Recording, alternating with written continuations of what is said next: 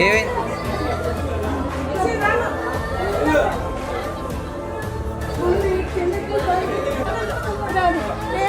Hi అండి. ఇప్పుడు video చూసారు కదా! ఆ వీడియో ఈరోజు జరిగింది కాదు. అది ట్యూస్‌డే నైట్ జరిగింది. అది నేను చెన్నై నుంచి వైజాగ్ వస్తున్నప్పుడు ఏమైందంటే, నేను ఎక్సలరేటర్ ఎక్కేసి పైకెళ్ళిపోయాను. సౌండ్ వస్తుందని చెప్పేసి వెనక్కి తిరిగి వచ్చి చూస్తే, ఒక పెద్దావిడ పడిపోయి ఉంది.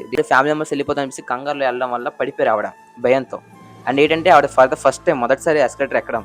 ఈ ఎస్కలేటర్, లిఫ్ట్ అనేవి మనకి పెద్దవాళ్ళకి, మాలాంటి వాళ్ళకి అంటే అలవాటు ఉంటది. కానీ పెద్దవాళ్ళకి అలాంటి అలవాటు ఉండదు. వాళ్ళని మనమే దగ్గరుండి ఎక్కించాలి అలాంటివి.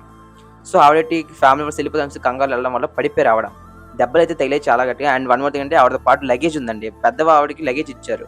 ఆ లగేజ్ చాలా బరువుంది. ఆ లగేజ్‌ని పట్టుకొచ్చినప్పుడు కూడా నాకే చెయ్యి లాగింది. అంతలా బరువున్నప్పుడు ఆవిడకి ఇవ్వకూడదసలు.